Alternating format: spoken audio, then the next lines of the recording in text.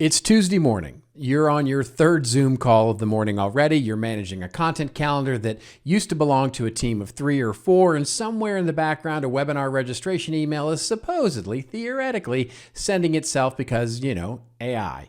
And meanwhile, headcount is now optimized. Costs are down. There was a slide in the leadership deck last quarter about how AI-enabled efficiency gains were doing so much. It got a lot of people nodding. But here's the thing that nobody said out loud in that meeting. You are the efficiency gain, not the technology. So what exactly is happening to all of us, and what are we going to do about it?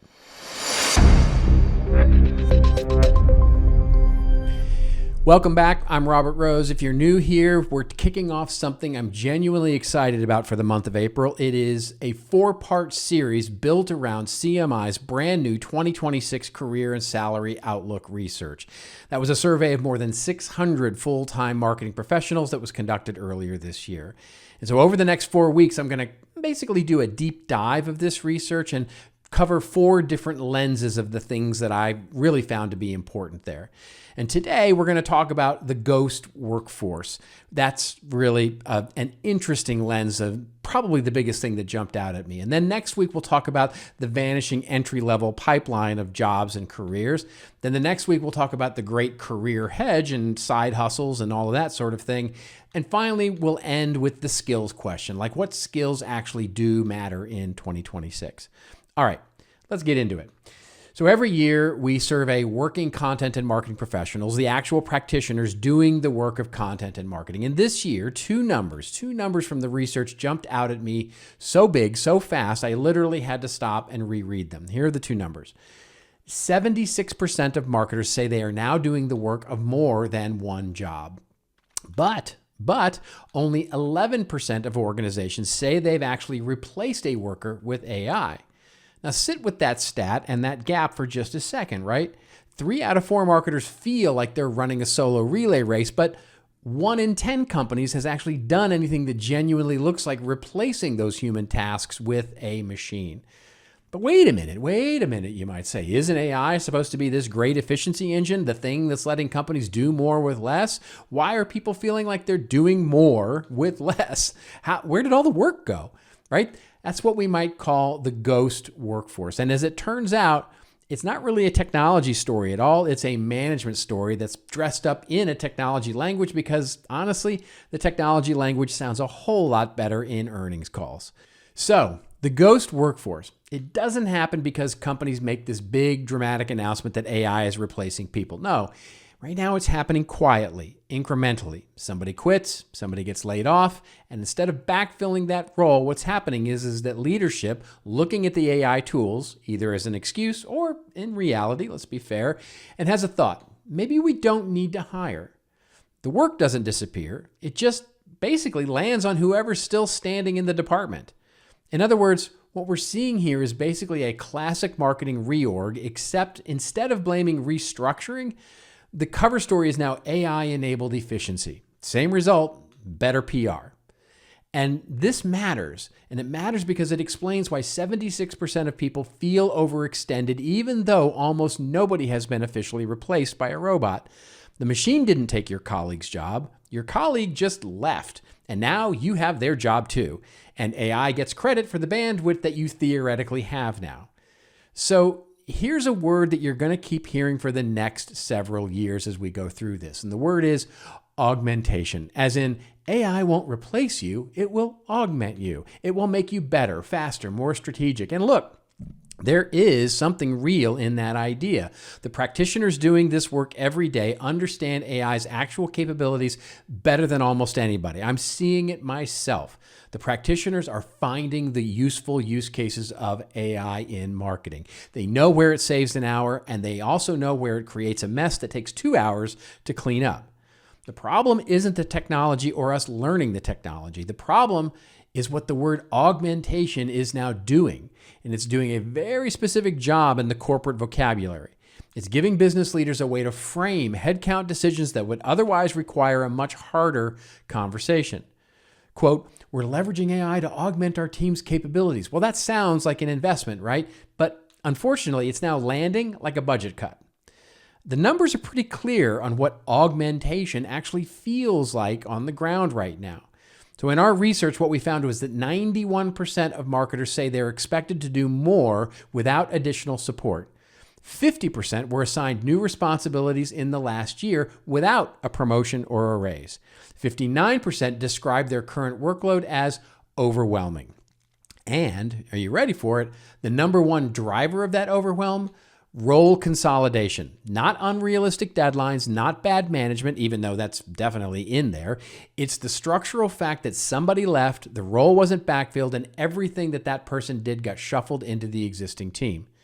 One of our survey respondents in the qualitative questions, they put it perfectly. They said, quote, AI has accelerated our pace of work, but instead of reducing workload, it has increased expectations and the volume of projects we're expected to deliver. Yeah, the AI isn't doing the second job. The person is doing the second job and occasionally using AI to type faster while they're doing it.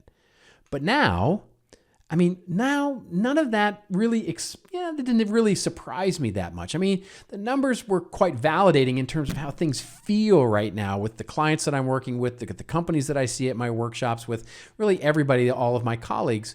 But here's the part that feels genuinely surprising to me because it runs against most things that everybody assumes.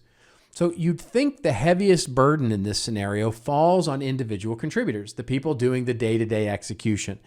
And it does fall on them for sure, but the data show that basically marketing leaders are actually the most overextended group in the entire survey. 59% of directors, VPs, and C-level marketers strongly agree that they're doing the work now of more than one person. That's compared to 36% of individual contributors. Think about that, what that means for a second. Senior practitioners, the directors, the marketing VPs, etc., well, they're being asked to both direct the AI and marketing strategy and execute the work that used to get delegated out. They're writing the playbook. They're running the plays. Now, there's an interesting old expression that says shit rolls downhill.